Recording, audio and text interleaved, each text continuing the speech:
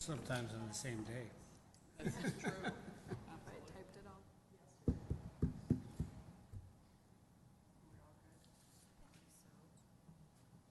All here is That time already? hard time with all these yellow stars here. Really I quick. just do, so I'm closer to the mic.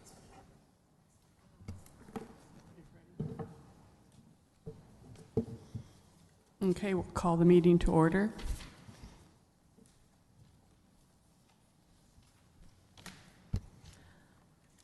I'll make a motion to approve the agenda. I'll second that. All in favor? Aye. Aye. Motion carried. Okay, we'll move on to item number 3, approving the minutes. I'll move to approve the minutes. Trying to think if I had anything. I got to double. 19th. Yeah. I'll make a second to the motion. Okay. Yeah, we need a second, I think. Yep.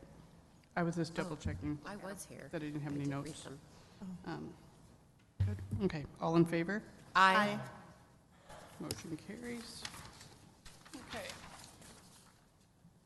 Item number 4, our public hearing.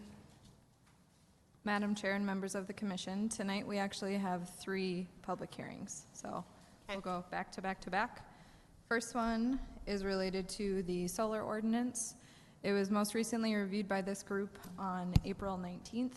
At that meeting, there was a pretty hearty discussion related to a couple topics in the draft ordinance at that time, mostly related to glare, so traffic if there's a solar array in a backyard, decommission of the equipment if someone chooses to no longer have it when it becomes a public nuisance, and if ground-mounted equipment should be an accessory use. So you see that the ordinance has been updated to reflect that conversation that was had with the Planning Commission. So in the ordinance tonight that you are considering for recommendation to the council, there is a glare study requirement for anything in the backyard. There's a decommissioning plan that requires people to remove the array once it's no longer collecting solar. And it does allow ground-mounted solar for an accessory use. So the ordinance does a really great job laying out some conditions about location, size, and height, but it is permitted as an accessory use.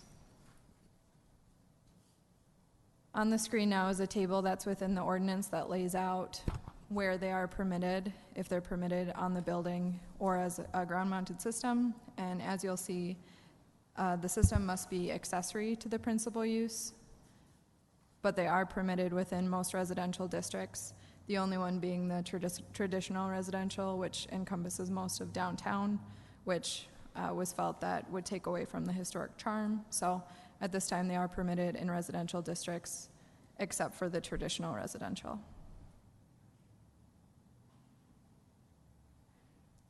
So tonight, there is a public hearing that goes along with the recommendation of the ordinance to the City Council.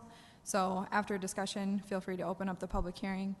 And then tonight, we are looking for a motion. Staff would recommend approval based on the work that the City Council has done and the Planning Commission at this time. So I'm going to open it up for discussion, and we can walk through the public hearing.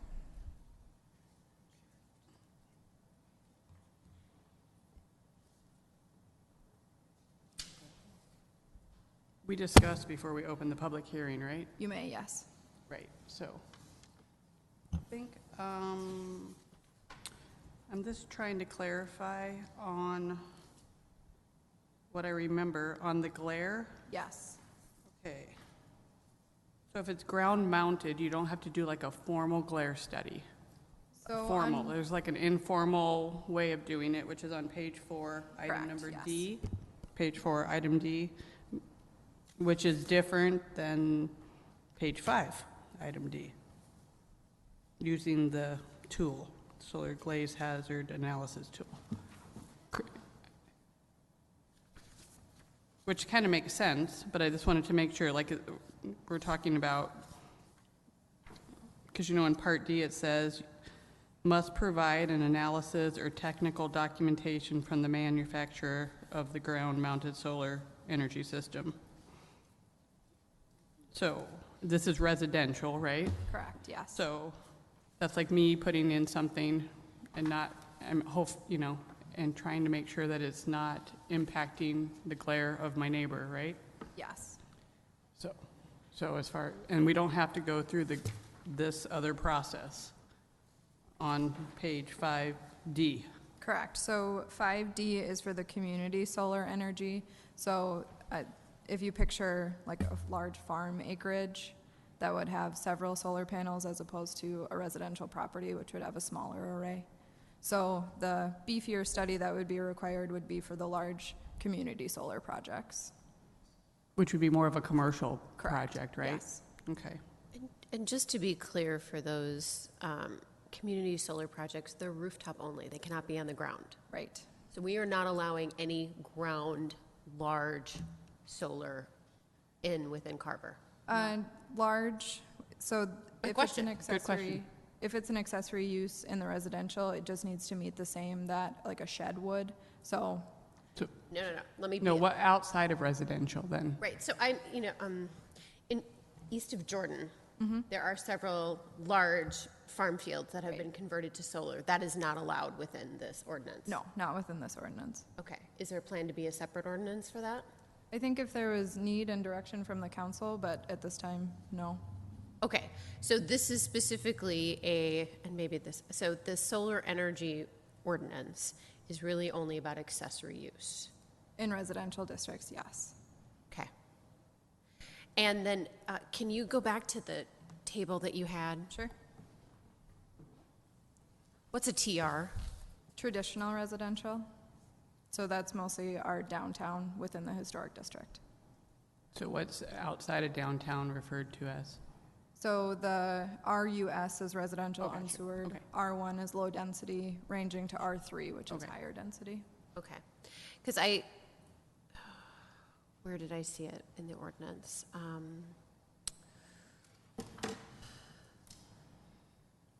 Because I was struggling with the definitions in this chart, as well as the mention, I'm scrolling through where I saw it. There was somewhere else where we talk about the specific districts, and they are not RUS, R1. They're different terms. Here it is, sorry. Page You're 4, fine. at the bottom, number 3, where we say community solar energy systems, we say industrial, freeway commercial, general commercial, and public institutional zoning districts. So again, that's for the larger scale of the solar project. Okay, so,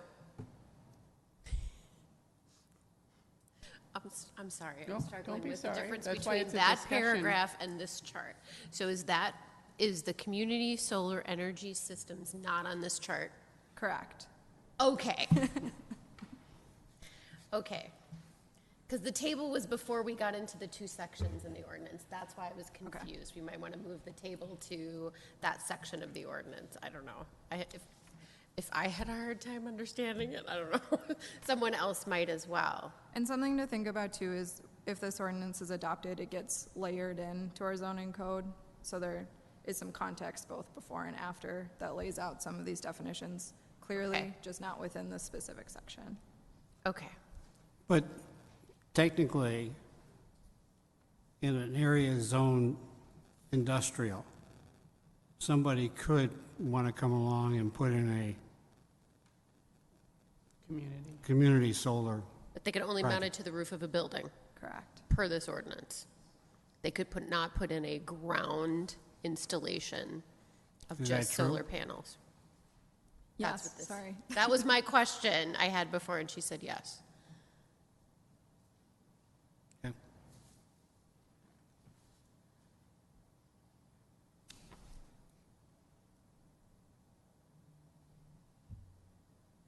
Okay, so this going back to make a full circle on the glare impact. Sorry, go back to your glare. What? Sorry. No, that's okay. Is there any concerns with this? Like neighbor to neighbor, lack of glare impact? I mean, as far as, is that interpreted to be this neighborly as far as making sure that, that's not an issue? I think that this ordinance does cover it. I know some older technology did have quite a bit of glare, and as things continue to move forward, I find them to be less obtrusive with glare. So with this information that we're using, I do think it is covered. I mean, I would assume that anybody trying to sell residential solar systems, right, would have considered this and would be able to provide documentation to the homeowner who could provide it to the city. Right, so it'd be part of permitting? Correct, yes, it would Okay, be part of okay, the okay. review. Yeah, yeah, you would think.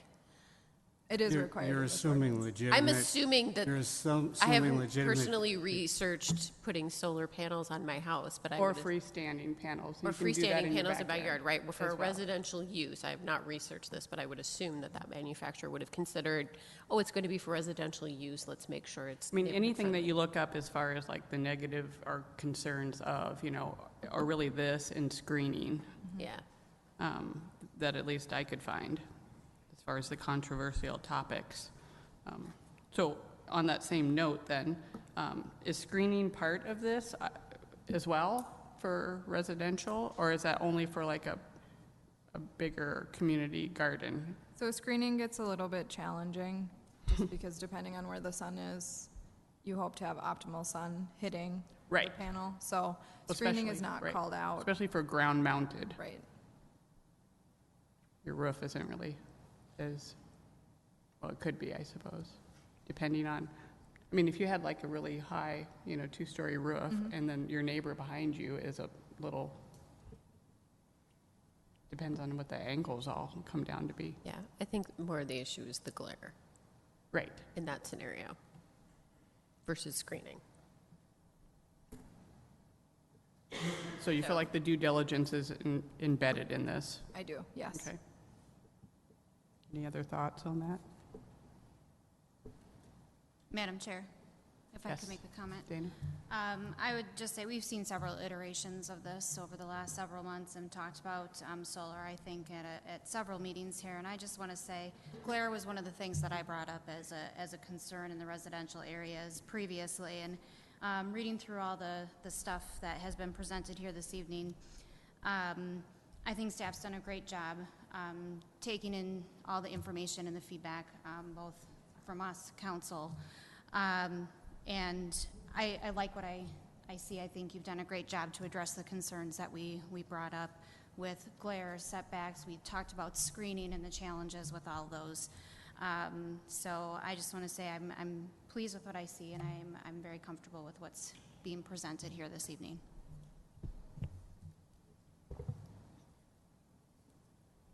Great, all my questions are answered, I'm okay. I just want to make sure I understood. So we can move forward with opening the public hearing? Yes. I have a quick question. Okay. We're going to reverse. Thank you. Go ahead, Laura. The part about decommissioning them, is that covered under a community solar energy system? So page 4, Sure. section 3? You have something in the terms of the abandonment or dismissal. Is there something that would give the city? Right. That letter H on page 4 might be better suited as a more general topic instead of Okay. just related to the residential. That's a good suggestion. Yeah, that, I would like to suggest to reword that, Yeah, or the order of it more. yeah, The- yeah, I like I know her we're getting this suggestion. out of context, but that layout, I think that's a good suggestion. that was my only question or comment. Thank you. That's helpful. Thank you. Okay, we will move forward with opening the public hearing.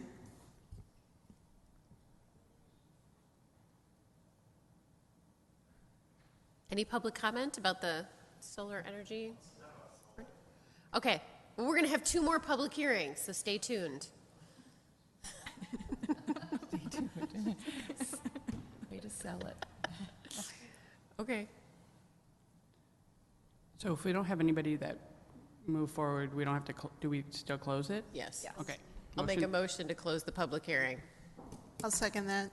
Okay. Any further discussion? Okay, all in favor? Aye. Aye. Motion carried. All right, I'll make a motion to recommend approval of the draft ordinance pertaining to solar energy systems with the modification that we discussed of taking number 2H and abandonment and making that more of a general part of the ordinance applying to both types of systems. Second. Okay, all in favor?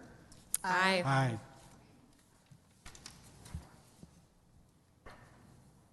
Okay. Moving on to 4.2, the comprehensive plan amendment. Madam Chair, members of the commission, I'm going to speak broadly about the next two agenda items since they're the same action. So this first little bit is general about both of them. We'll go into some project specifics about both. So as you all are very well aware, the city of Carver is within the Met Council jurisdiction, so we are required every 10 years to update our comprehensive plan, which also includes a future land use map, which guides property for development. So examples of those that we guide, so low density, medium density, high density, industrial, commercial. It's our way to lay out the city for the next 10 years generally. So currently we're using the 2030 plan as we continue to work on our 2040 plan. So think about this with 2030 as the plan that we're using, the one that's currently adopted. As part of the process with the Met Council, communities can amend their land use map with a formal application to the Met Council. So this is one of the steps that's required before it can be processed to them for their review. So tonight we're going to hold a public hearing on two different projects. Both are comp plan amendments. Both are related only to land use guidance. So tonight, no project-specific details. We're not reviewing a preliminary plat or rezoning. It's just the comp plan amendments. So moving into the first one that gives you a little bit more depth as to what we're talking about. This project that's highlighted on the screen, it is south of 212, just south of Mills, and northwest of Carver Elementary. So if everyone has their bearings of where we're at. So that's the parcel that we're going to be talking tonight about re-guiding. In the 2030 comprehensive plan that we're using right now that's adopted, it is zoned as a commercial use, and the request tonight is to move it to a low density use. So going from commercial to low density.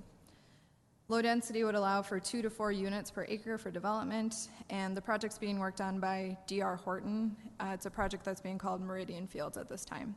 The project is moving through a couple other reviews. I do anticipate it'll be before Planning Commission, probably at the next meeting for preliminary plat, but again, tonight, it's just the comp plan amendment.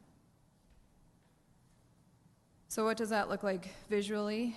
On the left hand of the screen is the 2030 guidance, or the plan that we're operating with today. You'll see that the site is split with red, which is commercial, and the deep yellow-orange, which is high density. And in our draft 2040 plan, you'll see that it's guided to low density. So that is the switch that we're looking for you to think about tonight, to forward on to council. We package everything together and submit to the Met Council for their review. As part of a comprehensive plan amendment, there is an adjacent jurisdiction review. So this review is sent to 13 other jurisdictions, ranging from Carver County to watershed districts to the DNR to the Minnesota Department of Transportation. They have 60 days to review. So we are within that 60-day period. I've heard from 5 out of the 13 right now. All have waived comment on the project, saying we don't foresee a major issue. So next, this will be reviewed by the City Council on Monday. The 60-day window will close for jurisdictional review. We'll forward on to the Met Council. This project also is requiring annexation. So it has a lot of projects running simultaneously. So once the project is annexed into the city, we can move on preliminary plat too. So lots of things happening on this one, but tonight it's just that comp plan amendment to re-guide the property from commercial and high density to low density. This process does again require a public hearing. Staff has been working closely with D.R. Horton on their plans in these several planning processes that we're working through. And based on review of the City Council at the concept plan, staff would recommend approval of the comprehensive plan amendment once you hold your public hearing and have discussion. So I will turn it over to you to discuss and open the public hearing when you see fit. Just a quick question. So regarding the 2040 comprehensive plan, what is the timing of that to be submitted to Met Council? Just So for my we- reference. Sure. So we filed for an extension Okay. with some pretty significant staff changes with people who need to be pretty hands-on with the plan, both the city engineer and myself. Yep. We're thinking we're tracking about 6 months behind at this point. So hoping to have everything into them in January and have that 6-month close in June. Sorry, January will go out for a 6-month review by the 13 jurisdictions that are also reviewing this. Okay. So likely a year from now, our new plan will be adopted. Okay. Okay. I thought we were close. We're definitely getting there. Okay. Perfect. Thank you. That was my question. I mean, personally, from my perspective, because I participated in the 2040 comprehensive plan team, I don't have an issue with this changing to low density because we have this developer that's come in, purchased the land and whatever, and wants to develop it in that way. And with the 2040 plan, we've accounted for that density and that commercial elsewhere in our plan. So I feel like overall, we're still meeting the objectives of what the city wants to do, what the Met Council wants to do. So I just really don't have any heartburn with this specific change because it's in alignment with everything we've already looked at. This is about 30 or 40 acres? Roughly 45.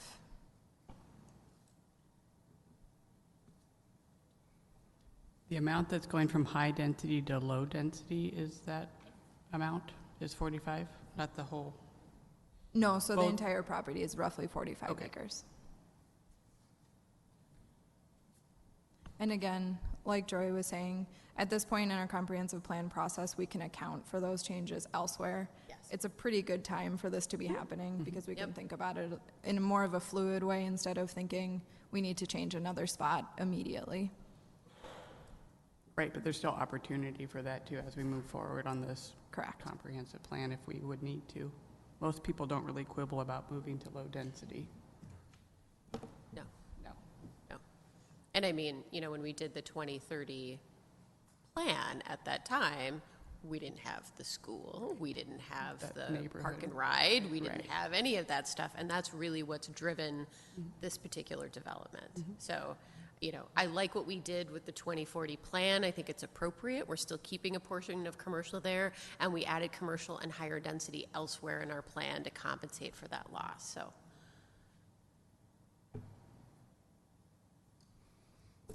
I would agree. I think you summed that up nicely. I don't have Any any thoughts? issues. Okay, Let's open it to public hearing. anything down there? Okay. Okay, at this time, we can open up the public hearing. Anybody want to come talk about this piece of property? So this is for Meridian Field specifically. How's it going? Good. Hi there. So we need you to, just to follow the rules, I Sure. guess. Yeah. And I have to be reminded of that too sometimes. So just state your name and address. Yeah, Kyle Kellner, 1641 White Pine Way. Okay. And I guess I was trying to pull it up, but my internet's being slow. The Meridian Fields that we're talking about here, is this phase one of multiple phases, or is this the whole phase in general, So for this property, it's the development is the entire property. the entire property? Okay. Because, yeah, I had been on the city site and saw the development, and, yeah, I know it was commercial before. I didn't know that it was going to be, you know, left a bit of commercial, so I like it as well. I was just curious if we were talking about the rezoning now of just that phase one that they're building, or if it was like all, whatever, 4 Sure. phases, and it sounds like we are. So did you get my mailing the first round? I don't know. Okay, well, as we move forward with preliminary plat, there are additional public hearings. So once we start moving towards some of the nitty-gritty project details, there's more opportunity to come and talk about the project in more specifics. Since this is so high level, just the guidance, you're definitely on the right track. Okay, cool, thank you. That's all I had. Okay. Thank you. Yep.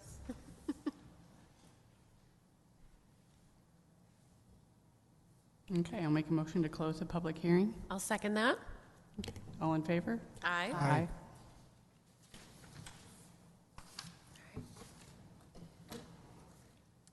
Okay, I can make a motion to recommend the approval of the comprehensive plan amendment regarding the property, moving it from mixed, oh, is that the right one? No, let me move it.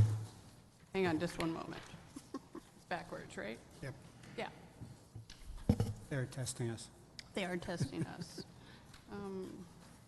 Well, let me say, Yeah. regarding, pending the, what is it, recommendation approval of the comprehensive plan amendment, pending annexation of the city from Nope. commercial to low density. So it would be re-guiding. Guiding, right? Correct, Okay. yes.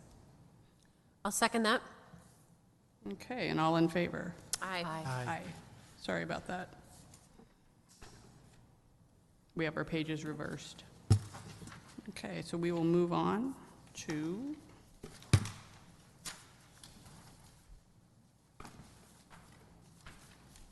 .3, right? Redmond property, Yes. 4.2. We go backwards. Okay. Let me flip this around. Okay, 4.2. Madam Chair, members of the you. commission, again, we have a public hearing before you tonight related to a comprehensive plan amendment. So same process, different property, some different details, same developer, both D.R. Horton. So on the screen now is the second property that we need to think about re-guiding from the 2030 plan. So it's the Redmond property. It's was once notoriously a llama farm, from what I've heard. Broadway is this kind of on the southeast corner. It's kind of smack dab in the middle of Carver right now. So if you don't know the property, you can get through it from Broadway up, is it Snake Trail? Is what it's humbly called in Carver. So that's the property that we're going to discuss at this point.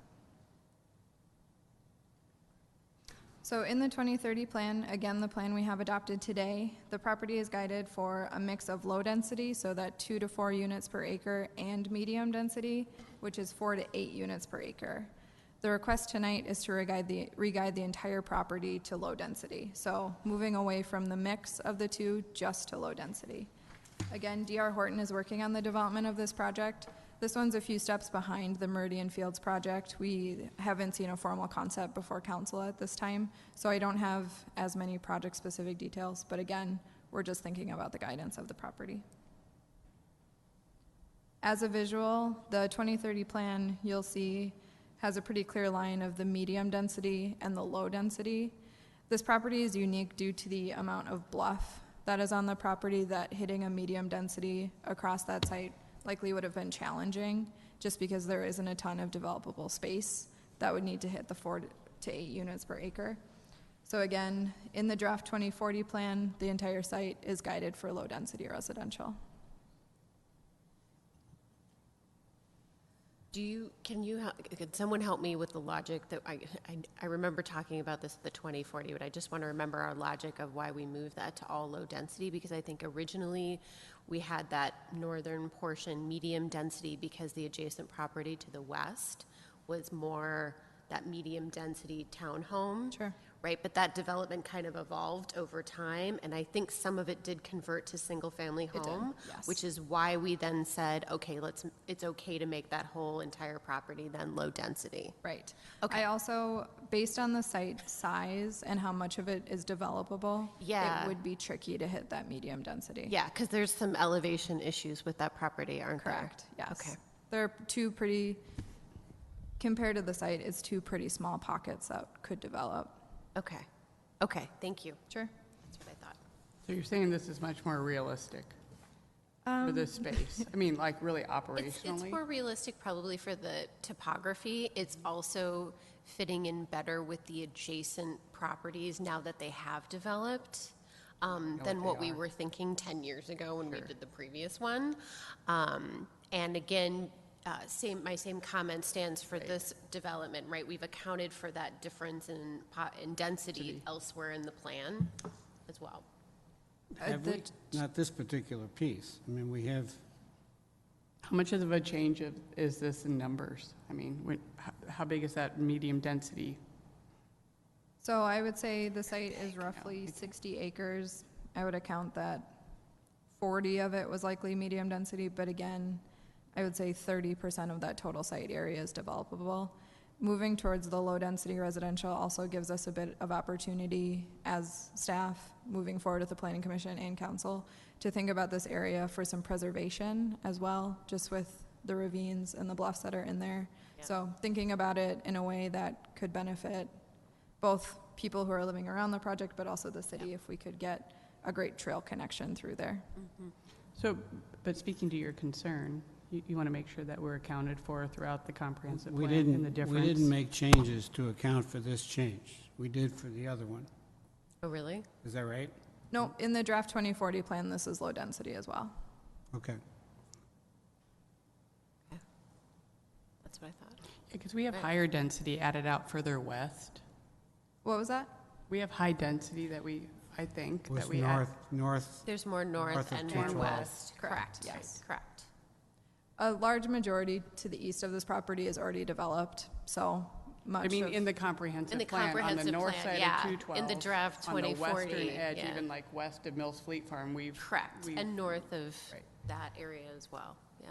if some of this land is undevelopable, you can take that out of the density calculations for the Met Council, right? yes.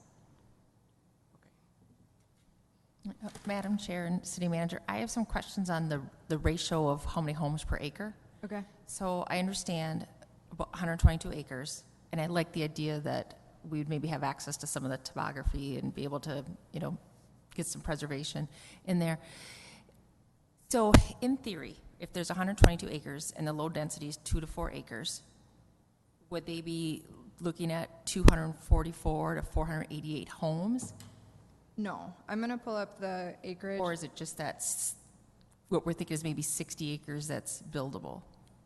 So the site in total is about 60. I'm going to pull that up to confirm. Okay, thank you. I Yeah, I don't guess what think I'm it's looking to 120. see is what's the maximum number of houses? that you could get in that space. Yeah, Thank you. Yeah. yeah. So much of that work has not been completed at this time since we haven't seen concept. Much of it hasn't been essentially dug into by the developer, the developer's engineer. But based on site size,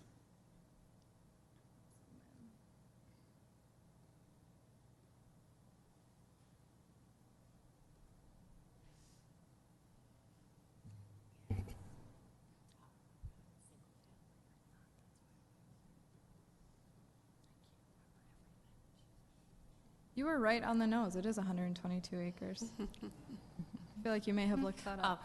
somebody in the staff put together good, Oh, it was me. the packet. I got that from your packet. So I'm just gonna pull up a base map quick that shows some of the developable space on the site. So as you can see, it's largely the pocket where the existing home is today. And then there's a small pocket of land here. So again, much of the site won't be touched by development.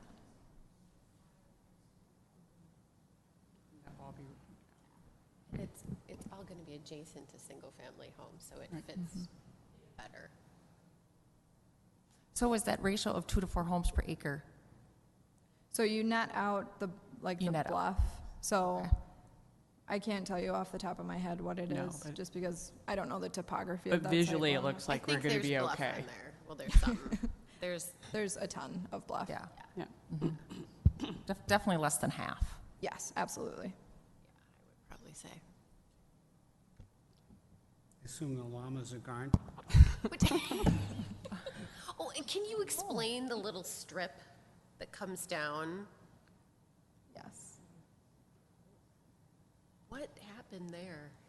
I actually am more familiar with that right there. And there is an easement where the single homes are that would make that area accessible. So that's probably less, 500 yards from my house. So, Yeah, it's Sunny Ridge Drive. little strip there, I mean, what would be done with that piece of land as we go into a comprehensive plan? Is that just gonna, I don't know, what do you do with it? So the strip here, Yes, that one. likely nothing, since it's not being used for anything today. I don't foresee a change. Okay, it would just be like an outlot or something Yes. like that? Yep. Okay. All right. Okay, any further discussion? No. Okay, we can proceed with opening up the public hearing on this piece of land. Oh, good. Ooh, a familiar face. This is the one I really came about. Okay. So I am Kyle Kellner, 1641 White Pine Way, and I actually bump up, and my neighbors, we bump up to the property Okay. and talk to Ellen. So I have a multitude of questions.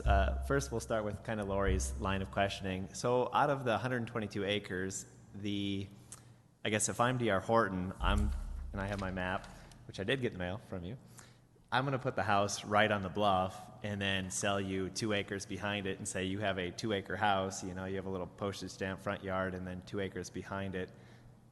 In talks with the builder, I know the plot's not is drawn up yet. Is that possible? Is there any guidance we would offer to D.R. Horton or the other? There is a member from the development staff here tonight, Oh, okay.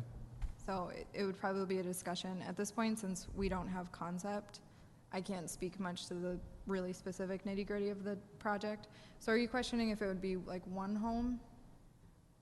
Basically, No. I'm just kind of asking you how if the city has provided any guidance or recommendations on how they would like the plot to be done, which, Sure. yeah, I mean, like in the Parks Commission, to say like, hey, we would really like a park there, or if there's not a guidance and we're more throwing it over to D.R. Horton saying, you draft it up and then we'll provide feedback after. So that's part of the discussion tonight. So moving from the medium density to low density is how we're going to guide that property, and that sets the density requirements.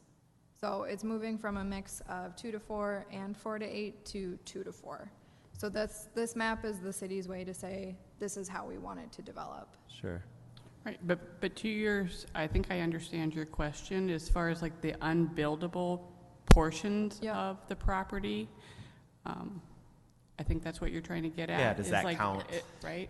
Yeah, there are plenty of ordinances that the city has to protect those bluffs and protect certain areas. And Okay. there's, guidance around tree removal and all of those sorts of things that are just general ordinances that the developer has to work around when they submit the plans to us. Okay.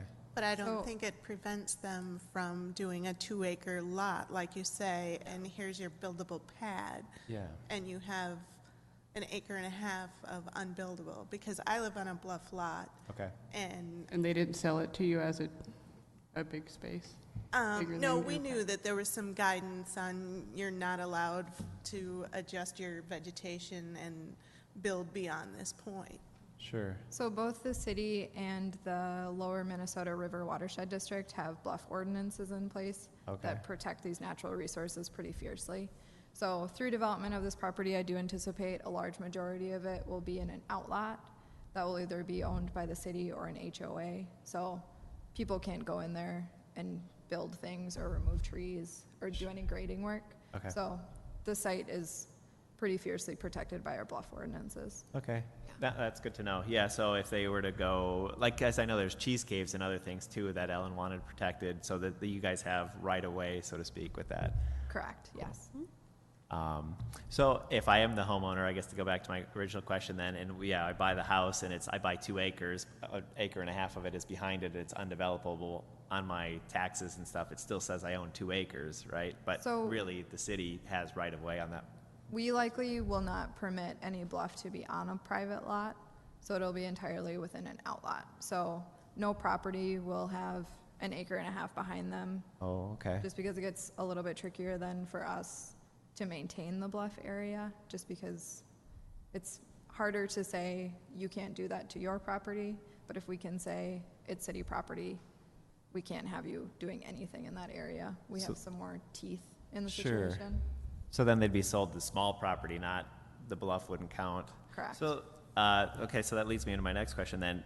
The low density is 2 to 4 houses per acre, but I believe the idea is that for D.R. Horton to build some higher end houses there, is there a ultra low density, or what happens if they were to build 1 house per acre, or is that not possible? So this low density is as low as we get currently. Okay. But, I mean, like, so Ellen, 1 house, huge property, I Right. mean, I know that was agricultural, but, what if D.R. Horton wants to go a route like that? Is that not even possible, or they have to split the acre into 2 houses. So they need to meet the guidance of our land use map. So it would be 2 to 4 units if this does move forward with the planning commission and council. And then, oh, that's good, thank you. Is there any guidance, and you'll probably tell me no, that's okay, about in terms of parks? I mean, that was one question. And then any type of a transition between one neighborhood and the other, if they want it or not want it, just that we would offer up, or again, kind of let them draw it up first. Sure. So for parks, we do have a parks master plan that layers in with development. It identifies areas where we think parks are needed, identifies some space that might have a cool natural resource that we want to protect and to essentially give to the residents as city property. So as development starts, there is a parkland dedication requirement. So that can either be in land or cash in lieu of. So another ordinance that's part of the development process. Okay. And then as for like incompatible uses, is that what your next question is? No, not necessarily. So I know she's got a fence that goes all around the perimeter of her property, Okay. and I butt up to it, and she's got a fence, and literally on 50, I think it's 50 feet on the other side of the fence, it's still her property, because she just has so much, that she wanted to maintain like kind of a buffer. So that's all like a mature trees and stuff, and the deer and coyotes all go through there. Sure. It's kind of nice. I would assume D.R. Horton gets full right away to say, hey, it's because it's not a preserve necessarily. It's right on the developable plot of land. They have right away to say, yeah, we're just going to take it all down, and the next house is going right there. So we also have a tree preservation ordinance. So it looks at significant trees that are mature. Again, that doesn't account usually for what you call like scrub trees, so Sure. buckthorn removal, anything invasive. But if significant trees do start to be taken down, a tree survey is required, and then replacement is often required as well. Okay. So you'll want to pay attention to when we see the concept plan and the preliminary plat, because that's when we get into those details. So we'll see exactly what trees they're removing Sure. and what they're replacing where, and we can make recommendations. Sounds good. Yeah. And so, we'll want extra input. I mean, we'll look at it and try to make sure it's going to fit within the surrounding neighborhoods, that is going to fit with what the city's looking for, and making sure that it's meeting all the requirements. But any other, you guys are immediately adjacent. Your input is really valuable. Yeah. Thanks, Joy. And Lori, it sounds like she knew. I was curious if we could go to the other map. Yeah. The lower property where, I forget the name of the road, where it's already going through and it's the cul-de-sac. Yeah. Is there already an idea of how that's going to connect through to the developable land? Not at this point, since we don't have concept. Okay. I mean, 'cause you're going to upset one neighbor, right? I mean, a road's ended up going through their property. There will need to be access to I don't the know that site. they would be surprised, just because it's actually pretty sizable, where it always just looks like an empty lot. And it's known that it's, An access point. it's Yeah. an access point. And I would assume it So goes they right. would, no one's house would be taken down. Yeah. Right. But I would assume it would go through like literally as the road continues north, it would keep going through, or not necessarily? I don't know that the topography and just the resources that are there, it would be feasible. Okay. All right, last question, because there's Meridian Fields, there's the Ellen property, and there's already all the houses going up on the, on the side where the elementary school is, all the way down to the fire station. In terms of like Jonathan Carver and the traffic, is there already like a road study that's happening, or, with all these developments, can we have one? This is so timely. Yes, we're working on a corridor study for Jonathan Carver Parkway. Okay, awesome. Thank you. Sure. Thank you. Thank you. Okay, we will close. Oh, no, there's more. Come on up. Yes, sorry. Yes, please. Absolutely. Please.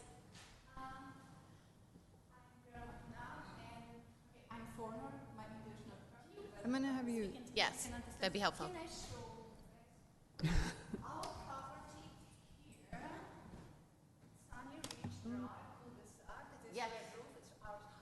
Oh, okay. I know very well this topography. Yeah.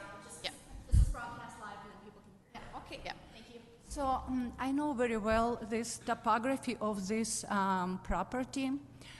What do I want to say? I hope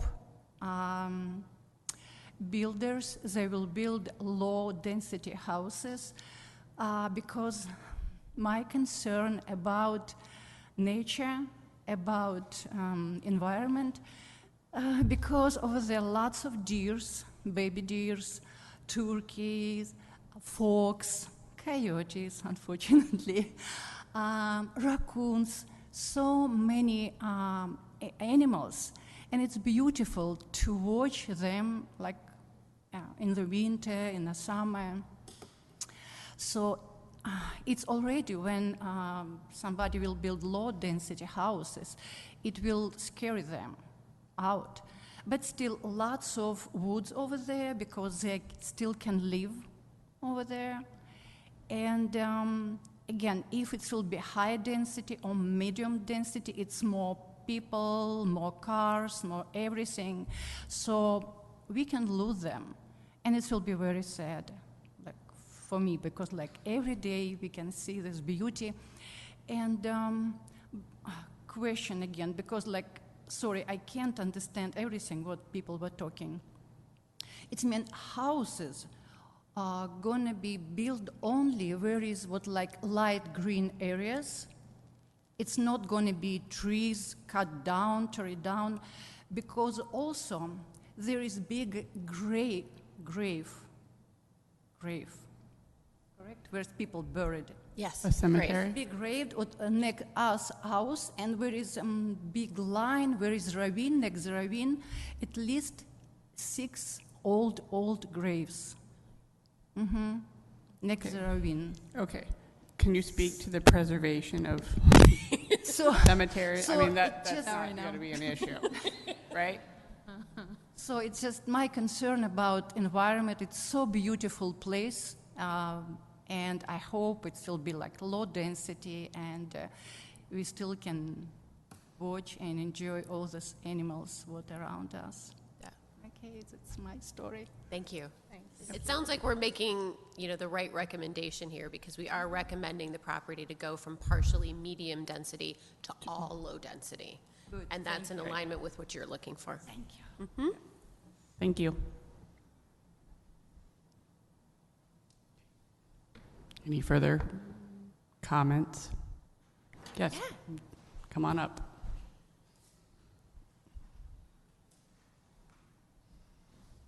Hi. Hi there. If you My can give name us is your Matthew name and Jones. address. Oh, my name is Matthew Jones. I live 2 houses down from Vera, so Okay. my backyard's facing the bluff as well. Sounds like the conversation today is the best result we can get right now, so I just wanted to introduce myself, and you'll probably be seeing more of me Good. down the road. Thank you. Great. Good, Nice yeah. to meet you. Thank you for coming. Yeah, thank you. Okay, we will close the public hearing. I'll make a motion to close the public hearing. I'll second that. Okay, all in favor? Aye. Okay, let's make a motion to proceed with re-guiding the property at 880 Broadway from mixed low density and medium density to low density. I'll second that. Okay, all in favor? Aye. Aye.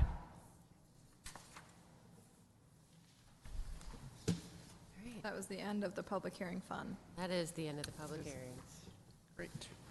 Okay, moving on to any new business? We don't have any tonight on the agenda. Okay. And communications? Any updates? Do we have any sneak previews for next month? I am anticipating that Meridian Fields will probably be in for preliminary plat and rezoning.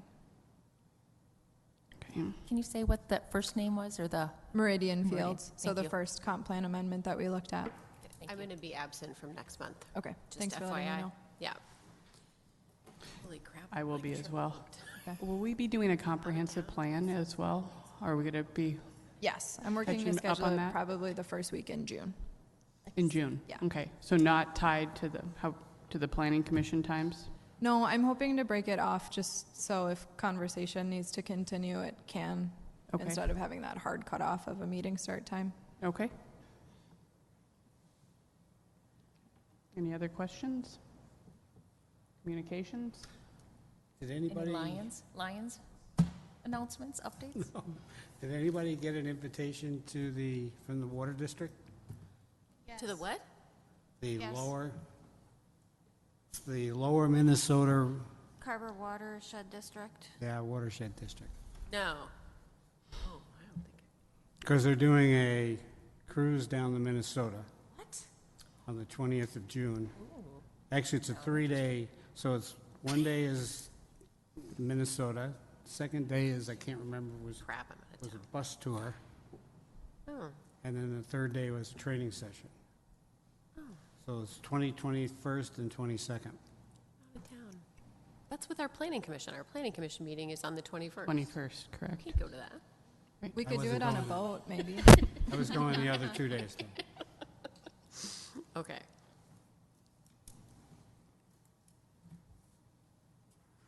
Anything else? Nope. Good. I'll make a motion to adjourn. I'll second that. Okay, all in favor? Aye. Aye. Thank you.